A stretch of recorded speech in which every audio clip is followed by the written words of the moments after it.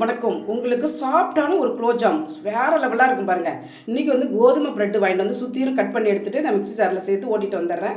அதுக்கப்புறம் பால் காய்ச்சி நல்லா ஆற வச்சு எடுத்து வச்சிருக்கேன். இதை நம்ம கொஞ்சம் கொஞ்சமா தெளிச்சு விட்டுட்டு நம்ம வந்து சப்பாத்தி பதத்தில் நல்லா பிசைஞ்சு எடுத்துக்கலாம். நல்லா இருக்கும் பாருங்க. டேஸ்ட் வேற லெவலாக இருக்கும். இது ஊற வைக்கணும்னு அவசியமே இல்லை. அப்படியே உடனே திரட்டி உடனே நம்ம போட்டு எடுக்கலாம். இருக்கட்டும். அடுத்தது நம்ம ஒரு சர்க்கரை பாவு, ஒரு டம்ளர் தண்ணிக்கு ஒரு டம்ளர் சர்க்கரை, 100 சர்க்கரை தான் பாருங்க. அவ்வளோதான். அவங்க கரெக்டாக இருக்கும் பாருங்கள். கம்பி பதெல்லாம் தேவையில்லை. லேசாக பிசு பிசுன்னு இருந்தால் போதும். அடுத்தது எண்ணெய் காய்ஞ்ச உடனே நம்ம போட்டு இந்த மாதிரி எண்ணெய் வந்து நல்லா காஞ்சிருக்கக்கூடாது பாருங்கள். பாதி காய்ச்சல் இருந்தால் போதும். அவ்வளோதான் பாருங்கள். ஒன்று கூட வெடிப்பே இல்லை பாருங்கள். அழகாக இருக்குது.